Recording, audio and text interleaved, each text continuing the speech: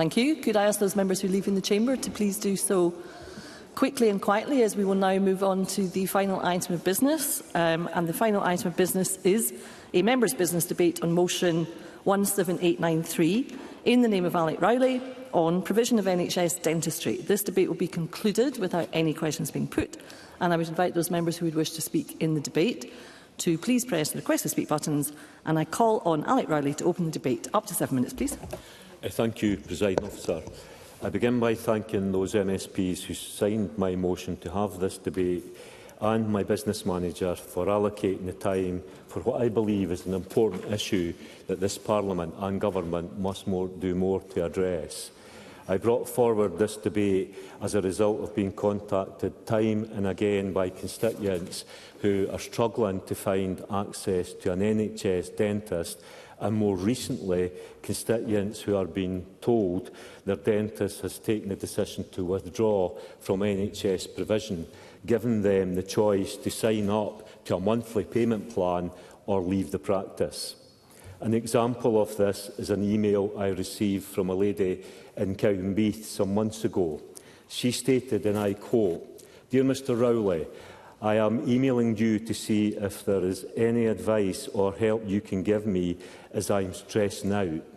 I received an email from local dentists saying they are no longer doing NHS only private and must decide by beginning of June or I will be put off the list altogether. Won't have a dentist. Mr Rowley, I was with Breeze for 45 years. I am a pensioner in June. Tried 6 dentists in Dunfermline, even went into them in person, not taking any new NHS. This is absolutely shocking. Finally went down to Cowdenbeath Dentist, Stenhouse Street, not taking anyone on NHS just now. Why can't I get a dentist? It's a disgrace. Breeze offering private payment plan monthly. That's not counting the treatment you might need and can't afford. Really upset me very much. Why can't I get into a dentist? What's the problem? This is a shocking disgrace. Hope to hear from you." Or the lady from South West 5 who said, and I quote, "My current dentist has informed me that they are no longer offering NHS treatment. I have tried and exhausted all possible means of finding a new dentist. I am not in pain and I am willing to go on a waiting list. Even the waiting lists are closed, so I find myself at a complete loss. I am usually reluctant to use the word entitled, but in this country, currently, NHS dental care is my entitlement, yet there is absolutely no provision. What do you suggest I do?"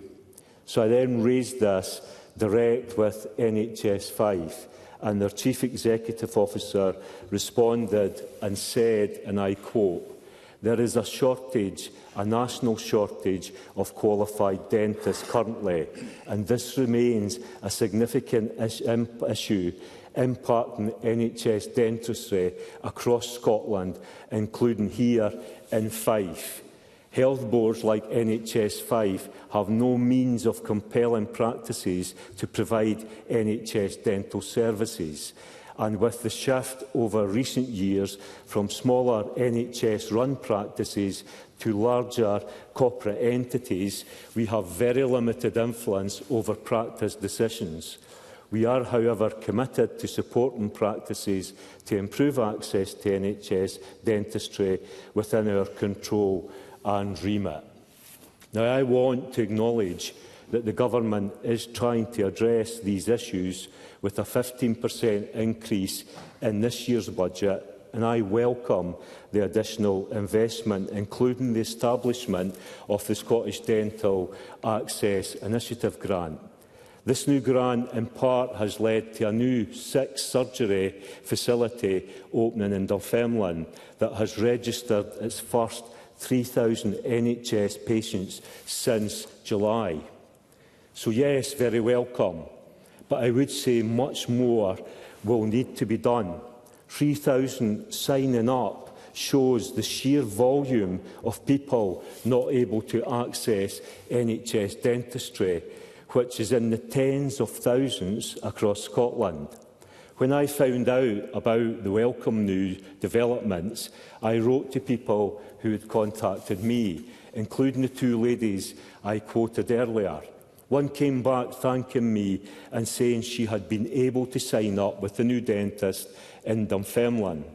The other lady responded saying she had tried to register, but the lists were closed. I looked on the website of the new practice and it said, and I quote, "We have been overwhelmed by the response from those who have already signed up. We have decided to pause sign-ups for now to cater for those who have signed up already." So, as I say, very much welcome that the Government is now recognising that action is desperately required, but much more is going to be required to address the decade and more of underinvestment that has led to this unacceptable situation of tens of thousands of people that find themselves in a situation where they cannot access NHS dentistry. And that's why this is so important. NHS Fife have always emphasised that emergency care remains available. However, preventative dental care is significantly less expensive than the cost of treating advanced dental disease. Also, good oral hygiene helps prevent common problems like tooth decay, gum disease, which can lead to tooth loss, bad breath and more serious health conditions such as heart disease, diabetes, respiratory infections, and is linked to some forms of cancer. So it is crucial in a developed country such as Scotland that the population is able to access dental care. As one constituent put it to me, being able to access a dentist must be a requirement that every citizen can have. So to conclude, Presiding Officer, I welcome the steps the Government has taken in this year, but much more must be done. And when it comes to these larger corporate entities taking over smaller practices and removing NHS provision, we must be clear that alternative provision will be put in place. Dentistry is far too important to allow communities to be left beholden to such large corporate entities who put profit before people. So we have to recognise that whilst the Government have started to take action, much more has to be done, and every individual in the country should be able to access an NHS dentist, and if they're not, the costs of that will be massive in terms of people, health and costs to the Government. Thank you. Thank you. We now move to the open debate. Could I remind all members who are seeking to make a contribution to check they have pressed the request to speak button? And I would remind members speeches of up to 4 minutes. With that, I call Emma Harper to be followed by Alexandra Stewart. Ms Harper. Thank you, Presiding Officer. My thanks go to Mr Rowley for bringing this motion to Parliament to allow us to debate it. And as someone representing a rural region affected possibly more than most in terms of access to NHS dentistry, I sympathise with his constituents. I agree with him that the decisions by privately owned dental practices to withdraw care and increase charges are hugely concerning and need exposed. In the south of Scotland, we've seen many of these same challenges affecting us and the access patients have to their dentists, which in some cases has been hugely restricted or withdrawn completely. Nearly 25,000 people in D&G have been deregistered from NHS dental practices over the past 2 years, including Lochthorn 2,500, 4,000 in the DADDS practice and 1,000 people in Stranraer. And I've engaged with a lot of casework over the last couple of years on this issue. I am grateful that there has been a rollout of the Scottish Government's Dental Access Initiative, delivering opportunities for investment in rural dentistry and rural practices. In Moffat, in my region, for example, Moffat Dental Practice Give me one wee second. In Moffat, in my region, for example, Moffat Dental Practice took on 2,000 new patients after securing grant funding from the Dental Access Initiative funding and helped provide an additional NHS dentist in the practice and supported local training efforts. I will take an intervention. I appreciate the member giving way. Would you not agree that it's too little too late and the government are just not doing enough when we're still seeing dentists in Dumfries and Galloway deregistering and only providing private services? Emma Harper. So I thank Finlay Carson for that intervention. As I said, there are still issues that need to be addressed, and I'm coming to some of the potential solutions as well. So I would urge any practice in the rural Dumfries and Galloway, in the Borders and parts of South Ayrshire to get in touch with the Scottish Dental Access Initiative to see what they can do to boost and expand their services and the number of patients that they serve. In the time I have, Presiding Officer, I believe we can go further where needed. For example, introducing mobile dental services to go directly to communities where dental coverage is reduced and bring care to the doorstep until a more longer-term solution can be found. Deploying mobile units would allow the NHS and dental professionals to react quickly to closures or withdrawal of services and to ensure that locals affected continue to receive NHS dental care. I am keen to hear from the Minister whether mobile dental services could be pursued in Galloway as an action to assist. And across Scotland, we've seen a revolution in preventative care aimed at ensuring patients don't need treatment in the first place. For the last decade and a half, the SNP Scottish Government have delivered Child Smile to every child under 12 and focusing on under 5s. Over that period, the proportion of P1s with no tooth decay has improved, while children from the most economically deprived households saw the biggest benefit, and the health inequality gap between themselves and the wealthiest households is closing. That commitment to engaging in the early years to prevent issues later in life and increasing the pressures on care services is also part of the Scottish Government's funding of dental treatment for all under 26 in our country, introduced 4 years ago and putting money back in the pockets of hard-pressed households during Westminster's cost-of-living crisis. There is a lot more that can be done in dentistry, just as there's always so much that can be done for our health and care sector, but I know our Scottish Government is committing to all it can do to provide the best possible treatment for our citizens, regardless of where they live. The areas of Scotland that face the fewest problems are those that have less trouble maintaining their populations, who have a younger demographic. Attracting dentists to our communities is as hard as attracting any other profession, where there are clearly challenges in pulling newly qualified professionals away from the urban cities. Fixing the challenges of rural dentistry also means tackling the much bigger and frankly more complex issues around the demography of regions like Dumfries and Galloway. Our NHS can play a part in that, and I will stop there, Presiding Officer. Thank you, Ms Harper. I now call Alexander Stewart to be followed by Cara Mockin. Mr Stewart. Thank you, Presiding Officer. I'm very pleased to be able to speak in this evening's debate, and I thank Alex Rowley for bringing it to the Chamber this evening. 4.5 years ago, the SNP made some very bold promises about the future of NHS dentistry across Scotland. However, with the end of the Parliament session now in sight, the prospect for many communities is that they do not have, and it's a distant dream for them to have a dentist that they can go to. We know that there have been thousands of Scots who have not seen a dentist for a number of years, and the number of young people who require dental treatment in hospital has increased in each of the last 4 years. In every corner of Scotland, we are repeatedly hearing that practices are no longer accepting NHS patients, and whole areas of Scotland are now being classified as dentist deserts. There are also countless stories of constituents being forced to take private treatment, or even stories for patients doing their own dentistry on themselves because they do not have the opportunity to get any treatment. Alex Rowley's motion talks rightly about problems that Breeze Dental Care have had across our region. Patients there were very used to going to the practice, but the practice said that they were no longer able to provide them and they would have to sign up to a payment plan. Now, that's been happening in lots of other dentists and lots of other areas as well, and that's a real issue for individuals.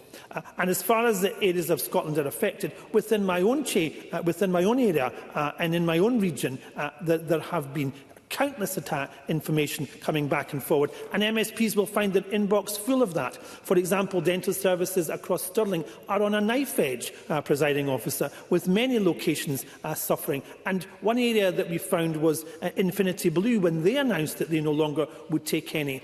That was happening across the Calendar and the Stirling area, and they would only see people under the age of 18. And many people had been involved in that practice for decades. And at a time where constituents were hugely concerned about where they would go, they were told they needed to find other locations. Now, from Calendar, they had to go to Crieff or Auchterarder, which is considerable distance to travel. And it was clear that the practice itself said that they didn't want to make these kind of decisions, but they found that as they were losing revenue on every NHS patient that they treated.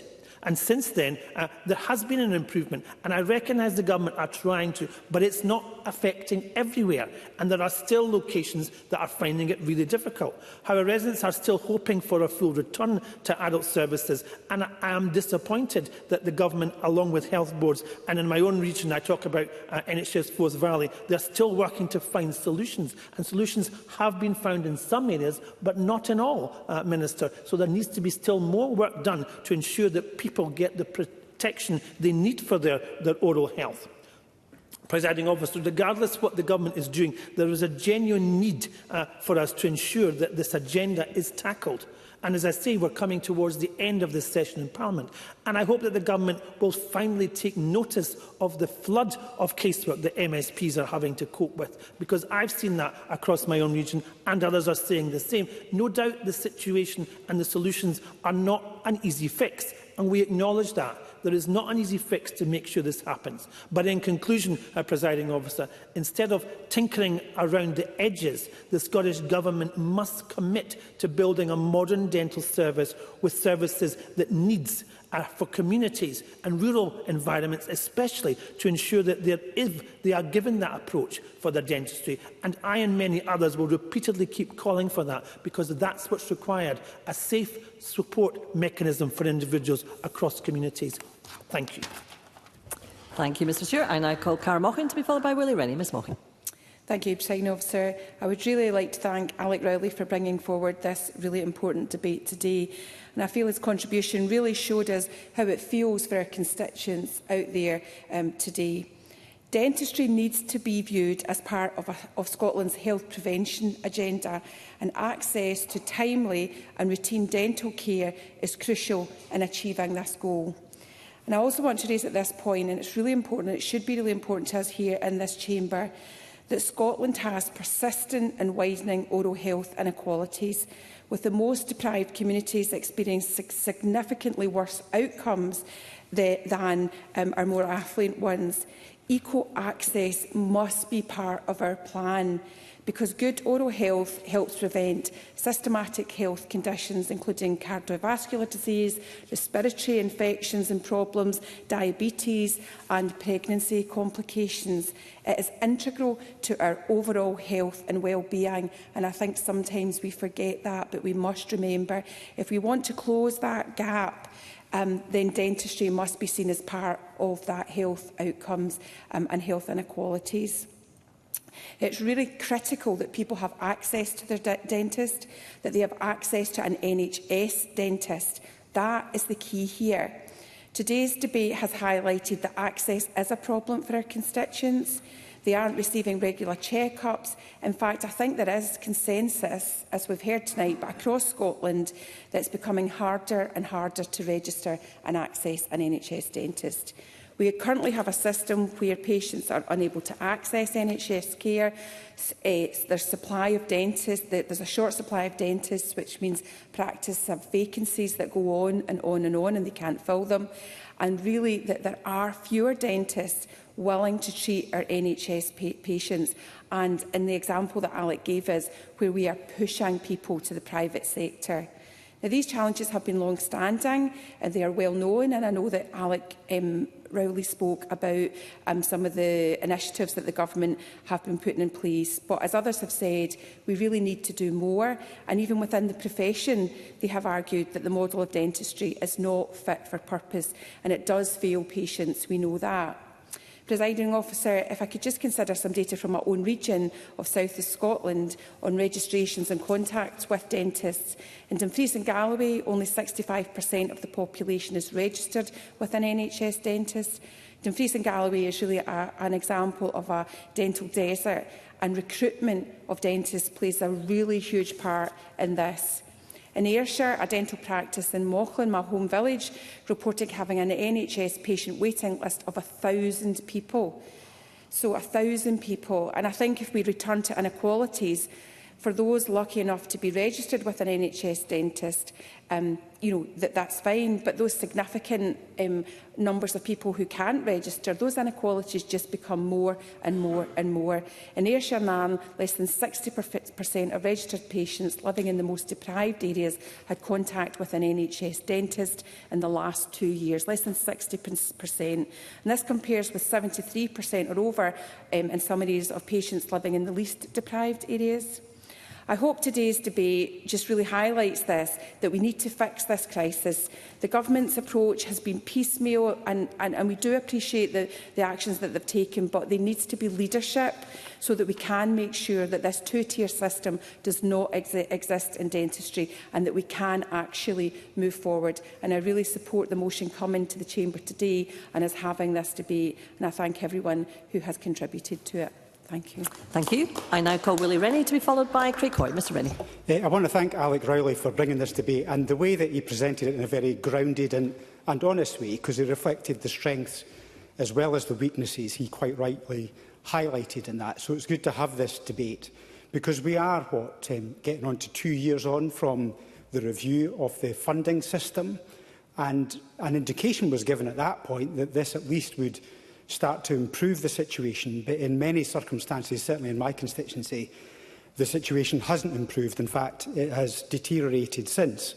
And before the 2023 review of the funding, we had the closure of Newborough, Glenrothes and leave-in practices. They haven't reopened. We've also continued to see practices not opening up for the registration of NHS patients. And the Cooper dentist that's run by the Real Good Dental Company is now on emergency only, and it's been like that for months. So people are desperate to get treatment. They can't even get the checkups, but they're desperate to get routine treatment, and unless they're in an emergency situation, they're just not getting seen because they are short of a dentist. I've got some quotes that I've sought from constituents. One says there have been 2 years with no registration. A couple from St Andrews have had to go to Glasgow to get checkups. And another said that their surgery closed 1 year ago and they've been unable to get registered with another dentist since then. They can't afford to go private, and their teeth have never been in such a state.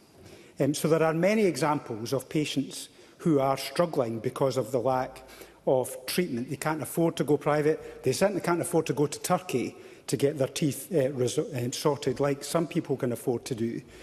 So therefore, we still have a problem. There does seem to be a particular issue in rural and more deprived areas, and that requires some particular attention, I think, from the government. And it's not just a case of going private or abroad. Even if you are registered, that doesn't guarantee that you're going to get the treatment that you need, as we've seen with the case of the Cooper dentist. Some people can wait for a very long time, and their practices, because they are so overwhelmed with the shortage of dentists, they find it difficult to treat all their patients, even if they are registered. And actually, we shouldn't really be looking at the registration rates, because once you're registered with a dentist, you're often on that dentist almost for life. Forever. It used to be you'd have to renew it on a regular basis.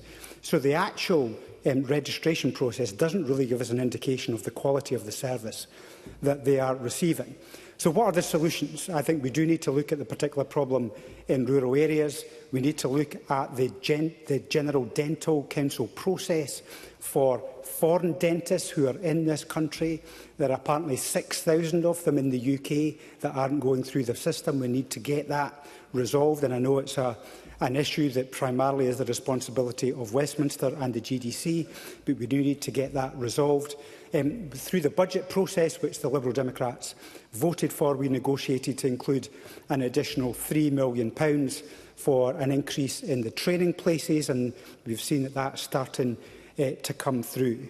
But we do need to also look at something that Fergus Ewing has raised before, about how we keep dentists who are trained by the state in the UK and in Scotland, how we keep them not only within the NHS system, but we keep them in this country as well for longer.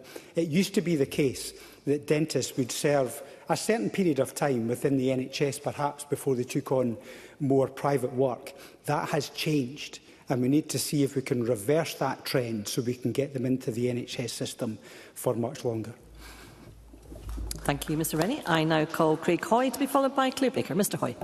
Thank you, Deputy Presiding Officer. And I'd like to thank Alex Rowley for bringing forward this debate. I think for everybody in this Parliament, we have had constituents who have been in touch regarding access to dental care, but I think the problem is more acute in rural areas. And I was shocked in January to read that 2 million Scots and 177,000 children have not seen a dentist in 2 years, and a significantly lower sum, admittedly, have not seen a dentist since the COVID pandemic. There is also worrying data about access to dentistry among children in deprived areas, where it appears that the figures are going in the wrong direction.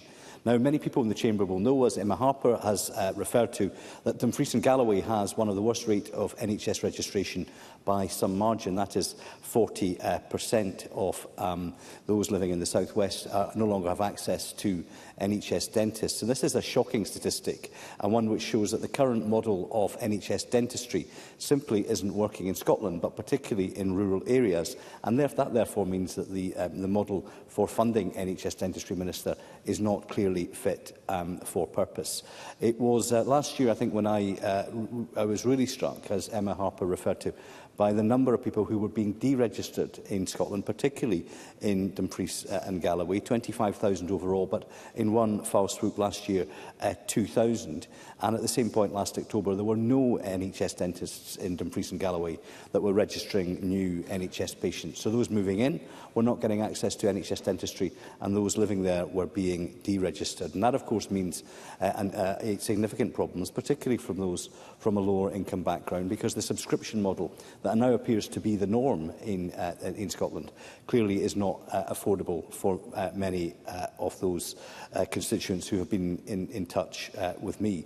This is part of a broader problem, however, about access to rural healthcare, and actually the problems that are facing rural residents more generally.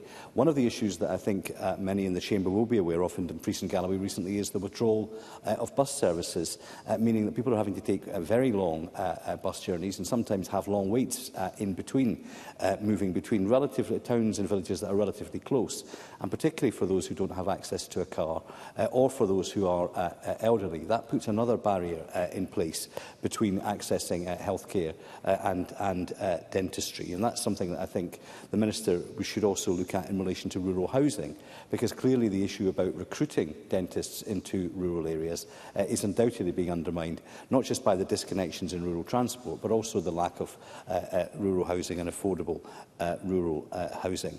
I think the other issue that I've been struck by is the issue in relation to accessing emergency dentistry, because that for some was seen as the sort of panacea. If you weren't registered with a dentist and you needed an extraction, then you could access rural emergency dentistry relatively easily. But last year it emerged that those seeking extractions within the Dumfries and Galloway Health Board areas, it was 43 weeks for adults waiting for an extraction who couldn't access it through a primary care setting, and that compared to just 10 weeks in 2009 and 2020. And for children, it was a staggering 42 weeks compared to 9 weeks just a matter of 4 years before. Minister, there are clearly problems in relation to the dental position right throughout Scotland, but it is a particularly dire situation in rural areas, and I think the Scottish Government must redouble its efforts to work with with the profession, but also to work with our rural communities to make sure that they do not become dental black spots or dental deserts, because that does untold damage to people's health and can, in some cases, as a constituent who came to a surgery in Canterbury recently, can lead to life-threatening conditions, and that is frankly unacceptable in modern Scotland. Thank you, Mr Hoyle. I call Claire Baker to be followed by Finlay Carson. Ms Baker. Thank you, Deputy Presiding Officer. And I'd like to also thank Alec Rowley for bringing the debate to the Chamber this afternoon. We are both familiar with the challenges around access to NHS dentistry in our region of Mid-Scotland and Fife and across the country by the numerous concerns we have raised to us by constituents, both patients and dental practitioners, over a period of years. Not only have dental practices been closing, many dental practices are either reducing or entirely ending NHS provision for adult patients, leaving patients in the position of having to pay for private care or have no access to a dentist. This is entirely at odds with the belief that everyone should have access to NHS care when they need it. Instead of ensuring quality-free NHS dentistry for all, we now have a situation where many people are being pushed into private practice, either to effectively subsidise the delivery of NHS services at the same practice, and often they have no choice because the alternatives they are faced with is to leave the practice and not receive dental care, as they cannot get registered with an alternative NHS dentist. And we know the potential consequences of that from the terrible examples of DIY treatment that we see to people enduring discomfort and declining oral health. And as others have said, regular dental checks are important because they identify other oral health conditions and allow early prevention and treatment. The move to lifetime registration in 2010 should have resulted in a change to how we measure access to a dentist. Lifetime registration does not always reflect access, and we need to focus on the number who are actually accessing NHS care. The headline figures the Scottish Government promotes say that 95% of Scots are registered with an NHS dentist, but what really matters is the proportion of those who have actually had contact with a dentist in the last 2 years, which is much lower. At the start of this year, of those registered, 1.8 million adults and over 177,000 children in Scotland had not seen a dentist in that period. 28% of registered adults hadn't had an appointment in 5 years. These are the figures that we need to focus on. The number of NHS practices is still in decline, with NHS provision reducing or ending completely at many practices. The BDA is clear that the fall in attendance at dentists will mean a bigger burden in terms of higher dental disease and the likely widening of health inequalities. Unless we improve access to dentists now, it is going to cost the NHS far more to deal with the consequences. We need to look at preventative measures that can be applied to the approach to dental care more broadly. We know that those in the profession have for years been calling for a move to a more preventative-based system instead of the drill and fill model that we have. But instead of that comprehensive change, we have only had tinkering, which has simply not been good enough. I do recognise that more recently in Fife, there has been some positive news with the opening of a new practice in Dunfermline, although Alec Rowley has highlighted the stress that already in the demand there is for that service. And I do recognise this has been supported in part by funding from the Scottish Dental Access Initiative, and there are plans in place for Leven and Glenrothes. But we have to remember that not only do these come within the context of a greater number of closures and restrictions on access to NHS dentistry, but also that NHS services are under significant pressures nationally, and the supply of dentists is finite. So for every community that benefits from a new practice, there will be more communities who miss out, and that is the crux of the problem. And to address it, we not only need to increase the number of qualified dentists, but also ensure there are an adequate number of technicians, nurses and hygienists, who are all vital parts of a practice. I have spoken to dentists in my region, and they want to see every avenue explored in terms of expanding routes into dentistry and related roles, from ensuring that more students are being trained by lifting the cap on numbers, and encouraging those to stay not only in Scotland, but also within the NHS, as well as facilitating routes for qualified practitioners from other countries to be able to practice here. And that's an area that I have previously spoken to the Minister about. I do recognise there's a role for the UK Government here, but I think there could be more the Scottish Government could be exploring to see what we can do here and if we can make progress on that. Thank you. Thank you, Ms Baker. I now call Finlay Carson to be followed by Paul Sweeney. Mr Carson. Thank you, Presiding Officer. I'd like to thank Alec Rowley for bringing this important debate to the Chamber. NHS dentistry is a critical issue affecting thousands across Scotland, no more than in my constituency of Galloway and West Dumfries. And I'm not surprised that Emma Harper is the only SNP backbencher prepared or brave enough to try and defend the government's position, and it's done through gritted teeth, no doubt. The situation in Dumfries and Galloway is dire, and I won't apologise for repeating some of the stark figures. We are the worst affected area in Scotland, with only 63% of the population registered with an NHS dentist. And according to a formal response from NHS Dumfries and Galloway, 45,432 patients lost access to an NHS dentist between September 2021 and September 2024. In 2015, Scotland had approximately 3,400 dentists providing NHS services. By 2023, that number had fallen to 3,240, a drop of 167 dentists. That's a 4.9% fall over that period. So while some might argue that it's significant, the number of dentists, while falling, isn't the main issue here. This hasn't happened overnight, and I've raised concerns with the successive First Ministers, Nicola Sturgeon, Humza Yousaf, and their health secretaries. Despite repeated promises under John Swinney, this situation has only worsened. Can I say that I respect Minister Jenny Minto, and I have no doubt she wants to sort the issue. And in 2023, the Minister said that she was working closely with NHS boards and local solutions, particularly in remote and rural communities. And in 2024, Neil Gray promised that they were developing a rural delivery plan to address the challenges faced by rural Scotland. Fine words, but where's the delivery? Where is the plan? No doubt too little too late. And where are the bespoke solutions for Dumfries and Galloway? On the ground, patients are being deregistered in their tens of thousands, forced to travel miles for treatment or pushed into private care they simply can't afford. Now, I lodged parliamentary question asking, where is the funding gone where patients are shifting to private care? Has any of that money been reinvested in our region? How much has NHS Dumfries and Galloway saved due to reduced provision? And how are those savings being used? And the answer? Well, payments come from a national budget, with no separate allocation for boards. And while the Minister boasts of a 15% increase in the budget, that means nothing to my constituents who can't get an appointment. Dentists are walking away from NHS work because the current contract is financially unsustainable. Fees don't cover the cost of care, especially for complex treatments. Rising overheads make it impossible for practices to survive on NHS rates alone. Yes, fees were increased during the pandemic to keep practices afloat, but now the system is broken, and the result? Virtually no NHS dental provision in the south of Scotland. Now, I must admit there has been some positive steps, like the outreach facility in Dumfries, where 12 final-year dental students provide emergency care for unregistered patients. Now, that's welcome, but it's a sticking plaster over a gaping wound. And even then, retaining those students locally is nearly impossible due to the chronic shortage of affordable housing. Yet again, another SNP failure. Presiding Officer, this is a crisis of the SNP's making.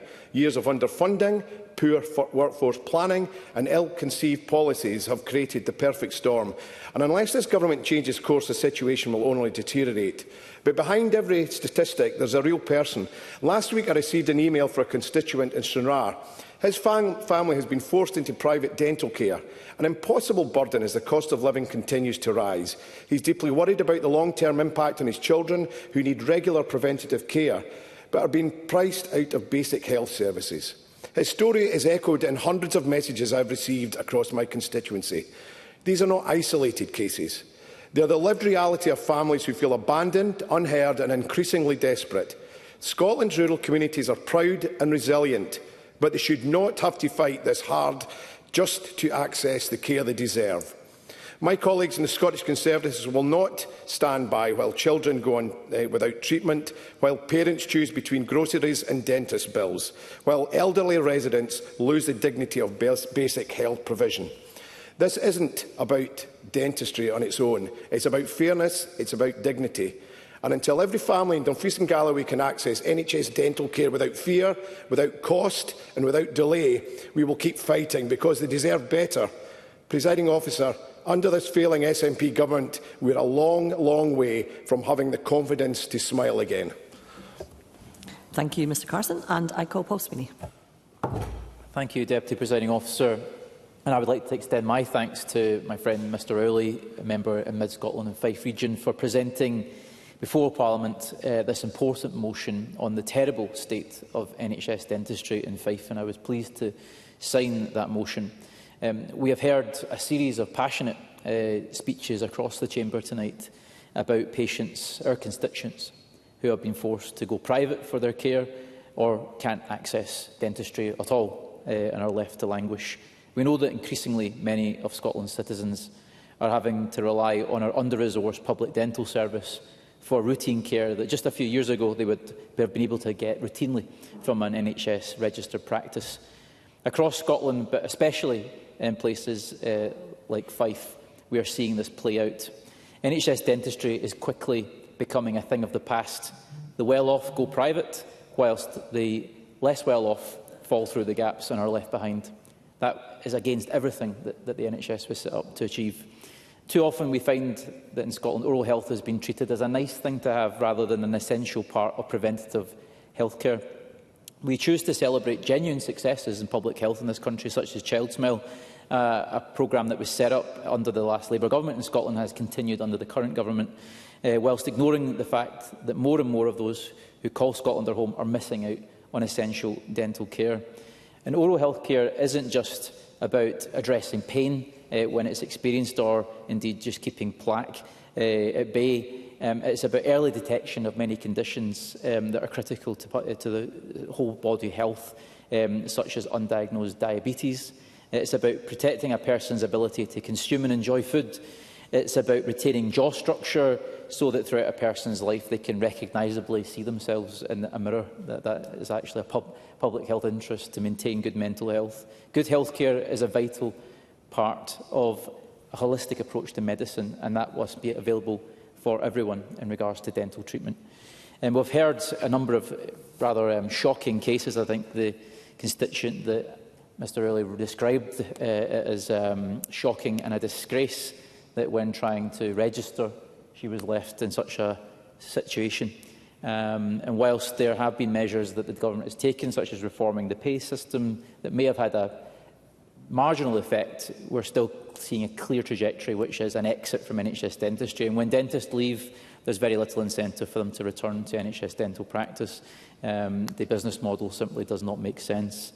And they're certainly getting plenty of customers, because those who can afford to pay will push their way to the front. It's the people who are left behind who we really need to concern ourselves with.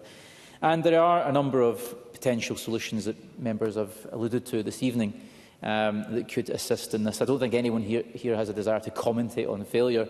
We're all eager to find solutions because we all have a stake in this. And I think there are many that the profession have described, there are many that members have described, and that can include things like the mobile dental proposal that Ms Harper suggested for South Scotland. I know that NHS Tayside operate one such facility. Perhaps there's more to be done there. But also it might be worth considering even the gap for emergency treatment. So we know that NHS remuneration for emergency item is just £20.80, but the actual approximate private fee for the same treatment is around £130. So even just bridging the emergency treatment gap in costs could assist in a change in behaviour. So even these measures could be useful. Additional preventative measures such as building on water fluoridation, potentially also looking at the issuing of fluoridated toothpaste, enhanced fluoridated toothpaste to over 50s could potentially be an opportunity to improve general public health in regards to dentistry. And also looking at the training pipeline as well. We know that there are about 150 training posts for dentists every year, but there's a restricted amount available for dental therapists, only 40 available a year for dental therapists. Could we expand the role of the dental therapist in concert with the dentist to expand overall capacity in terms of that routine check-up activity and potentially baseline dental treatment such as fillings? These are all practical measures that could be delivered. We also have to concern ourselves with the glut in training posts available. So even with overseas dentists, there's around 6,000 waiting on GDC registration. They can't sit the exam. Some have been waiting up to 4 years. I know that the Chief Dental Officer in Scotland was exploring with the Royal Colleges the idea of setting up a separate route for dental training registration in Scotland. Has that been progressed? I don't know if it has. But certainly these are all measures we need to act urgently on, because ultimately our patients, our constituents are suffering as a consequence. So let's get on and try and find some practical solutions to stem the flow. Thank you, Mr Sweeney. And I now call on Minister Jenny Minto to respond to the debate. Up to 7 minutes, please. Thank you, Presiding Officer. Thank you too to Alec Rowley for bringing this debate to the Chamber.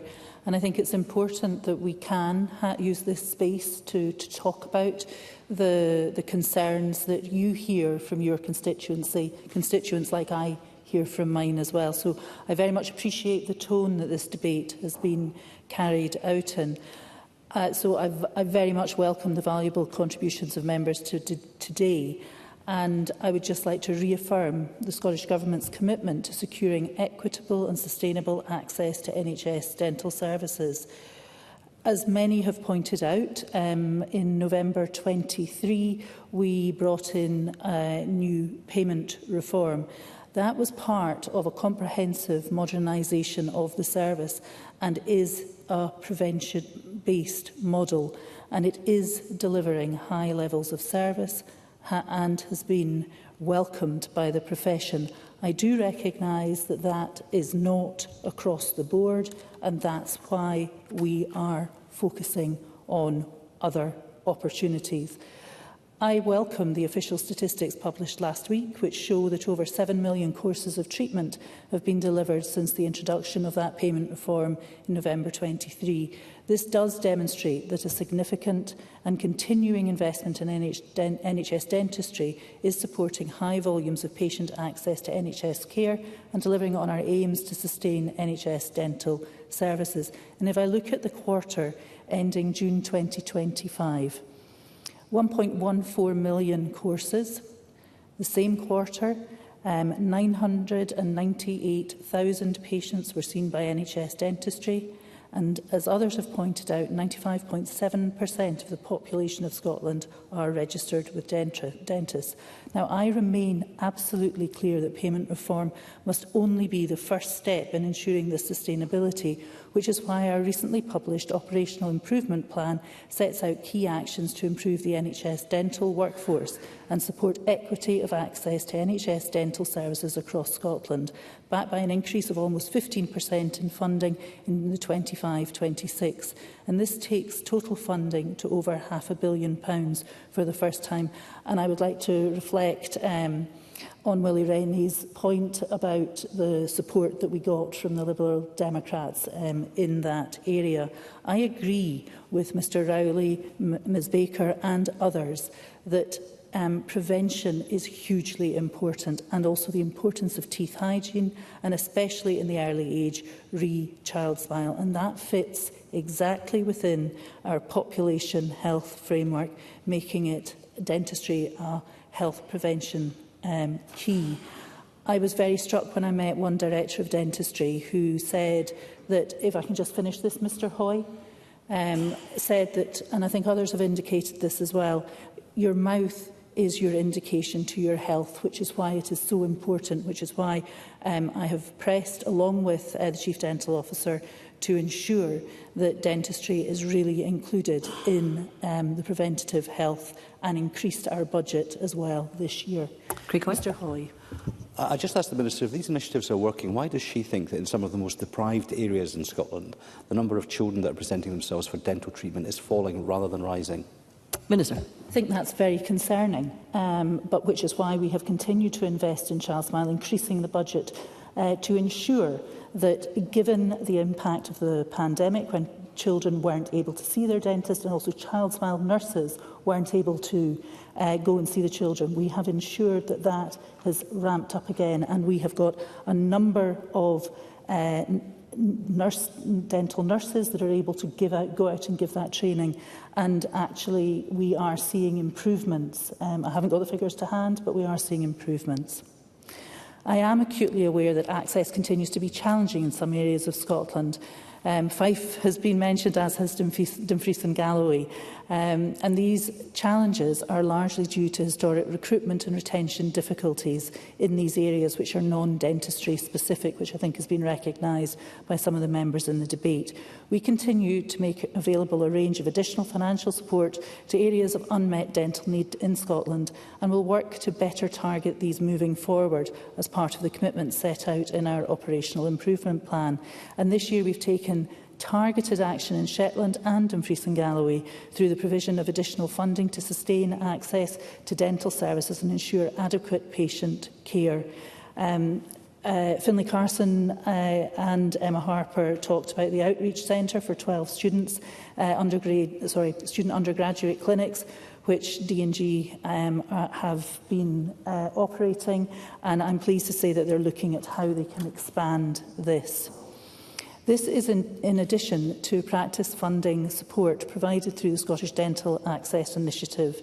As Alec Rowley said, a Dunfermline practice is opened in August with 5 SDAI-supported surgeries. And we've also been able to approve applications in Inverclyde and Dumfries and Galloway. Increasing the dental workforce is a priority for the Scottish Government, and I'm encouraged by the progress we are seeing, with the number of high street dentists working in Scotland increasing by 5% in the past year. And we've also provided commitment going further, providing additional funding this year to increase the number of domestic dental students by 7% from this month, growing the pipeline of staff entering the NHS workforce and providing additional capacity for NHS dental services in the future. Alec Rowley. I'm grateful for the Minister giving way. What about this issue of these large companies, as NHS Fife says, they have no control over them and they just seem to pull out, leaving communities with no access? Minister. Right, if you'll allow me, I'm actually going to come exactly to that, because that is one of the areas that we've talked about with regard to governance of dentistry. So I'm coming to that. Alexandra Stewart asked for broad change. Well, that's what we're doing. We're also looking beyond domestic capacity and working closely with NHS Education for Scotland to deliver an innovative training package which will better support dentists who qualified overseas in achieving registration as a dentist with the General Dental Council. And in fact, the Chief Dental Officer and his team met with them today to press them to allow them to be a bit more flexibility. Now, Carol Mochan and I think Willie Rennie also called for my leadership in this, and that's exactly what I've been doing. The regulation of dentists, as others have pointed out, remains reserved to the UK Government, and I am very disappointed that despite discussion at 4 nation meetings which I led, in which all nations spoke of their concerns for the dental workforce, the UK Government has decided not to proceed with the necessary legislative changes to enact provisional registration for overseas qualified dentists. While this makes delivery of our programme with NHS Education more challenging, I remain committed to exploring all alternatives to widen our pool of available dentists in the shorter term, in addition to growing our domestic talent. I'd appreciate support from the Labour benches in speaking to the UK Government about that. I would also, if I can just continue on this topic, and I'll come to you, Mr Carson. Immigration is another matter reserved to the UK Government, and I cannot understand why the UK Government has chosen to remove key dental care professions from eligibility for the skilled worker visa from July 2025.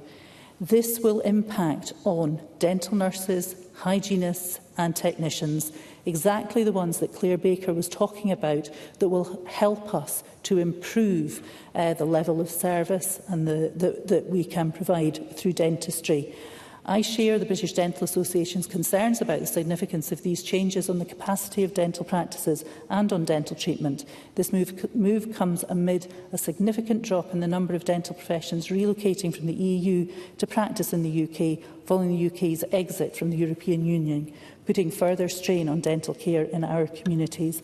And I've therefore written to the UK Government Ministers on this, urging them to reconsider these detrimental changes which will further negatively impact on our available workforce. Finlay Carson. I thank the Minister for giving me. While I have no issue disagreeing that impacts of the EU, whatever, will have had some impact on the number of dentists in Scotland.